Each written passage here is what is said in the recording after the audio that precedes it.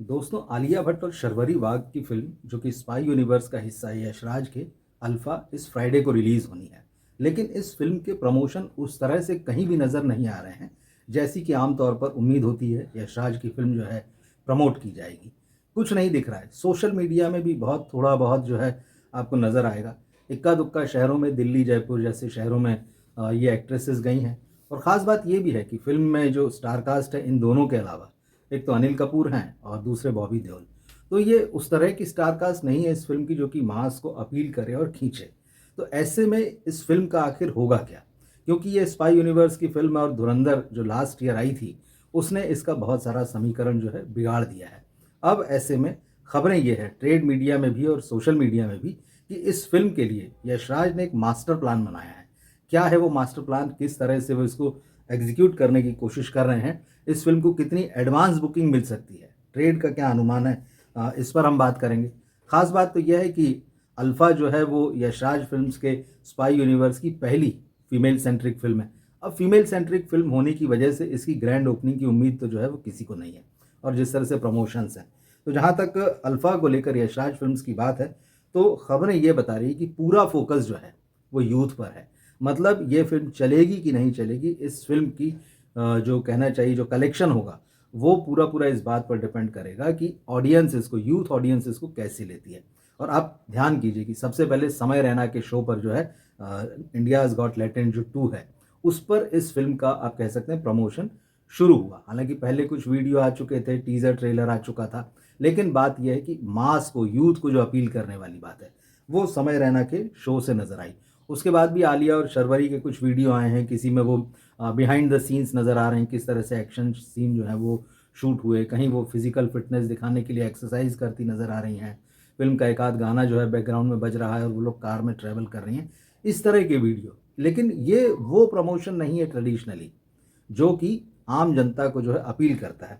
और इसकी वजह ये भी बताई जा रही है कि यशराज फिल्म्स इस फिल्म को शहरी और बल्कि महानगरीय जो इलाके हैं वहाँ पर पसंद की जाएगी। और इसीलिए जो है 70% इसका जो रिलीज़ है वो मल्टीप्लेक्सेस को लेकर टारगेट किया जा रहा है। मतलब ये फिल्म जो है एक तरीके से आप कह सकते हैं कि मल्टीप्लेक्स की है। और जहाँ तक सिंगल स्क्रीन्स का मामला है तो 30% जो है वो शेयर सिंगल स्क्रीन्स के खाते में गया है। और उसमें भी ये है जो टीयर 2 और टीयर 3 सिटीज़ होते हैं, तो वहाँ थोड़ा सा जो है ख़ास तौर पर बॉबी देओल का और अनिल कपूर का क्रेज़ है। तो उन शहरों को जो ऐसे टारगेट किया गया है जहाँ पर जो है अनिल कपूर और बॉबी देओल को देखने के लिए आएंगे। लेकिन जहाँ तक मल्टीप्लेक्सों की बात है तो पूरा मामला जो है वो आलिया भट्ट और शर्वरी वाघ पर रहने वाला है। तो क्वालिटी पर, क्वालिटी रिलीज़ के ऊपर जो है मेकर्स का पूरा ध्यान है, वो क्वांटिटी पर नहीं जा रहे हैं। ऐसा नहीं है कि 4000 स्क्रीन्स में हमको इस फिल्म को रिलीज़ करना है, बिल्कुल नहीं। इस फिल्म को जो है 2 सवा 2 हज़ार स्क्रीन्स में ही रिलीज़ कर लें, वहीं इनके शो ले लें। और शो टाइमिंग भी ऐसा नहीं रहेगा कि अर्ली मॉर्निंग फिल्म शुरू हो गई।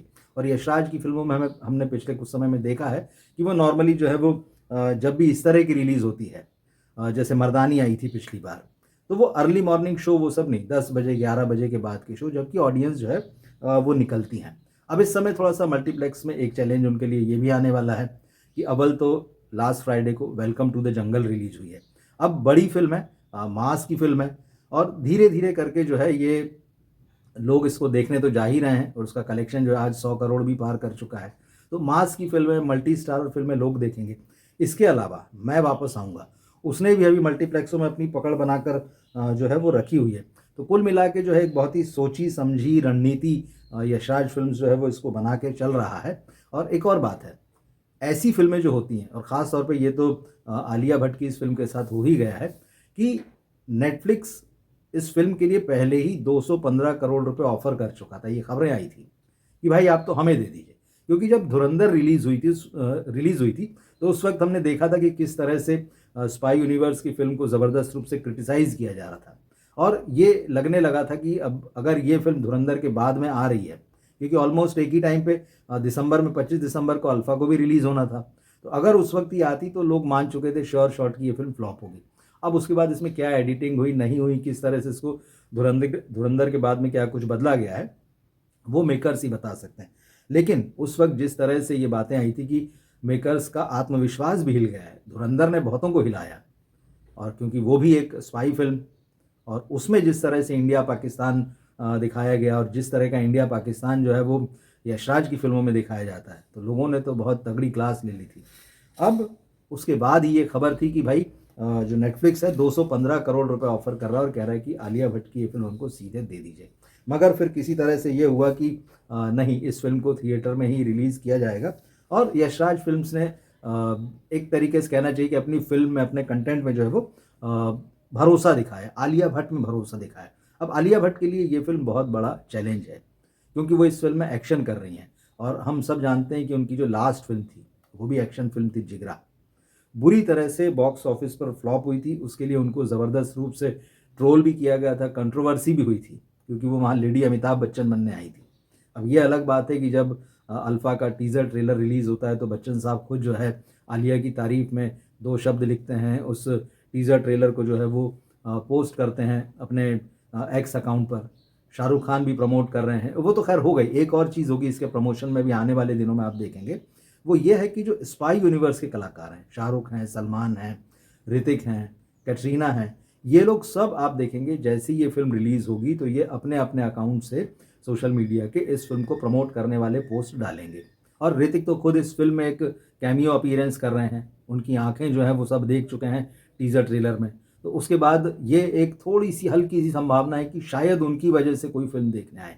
ऋतिक रोशन का रोल इस फिल्म में कैसा होगा, उसकी लेंथ कैसी होगी, ये बहुत इंपॉर्टेंट होगा। और अगर उनकी रोल की लेंथ जो है वो अच्छी होती, लंबी होती है, तो उनके फैंस को, और साथ ही साथ इम्पॉर्टेंट भी होती है, तो उनके फैंस ज़रूर जो है इस फिल्म को देखने के लिए जा सकते हैं। तो कुल मिला के यहाँ जो पूरा मामला है वो एक तो क्रॉस प्रमोशन का है। क्रॉस प्रमोशन मतलब वही स्पाई यूनिवर्स के जो बाकी कलाकार हैं, जो स्टार कास्ट है, वो भी इस फिल्म को प्रमोट करेगी, और दूसरा जो है यूथ के प्रमोट करने का।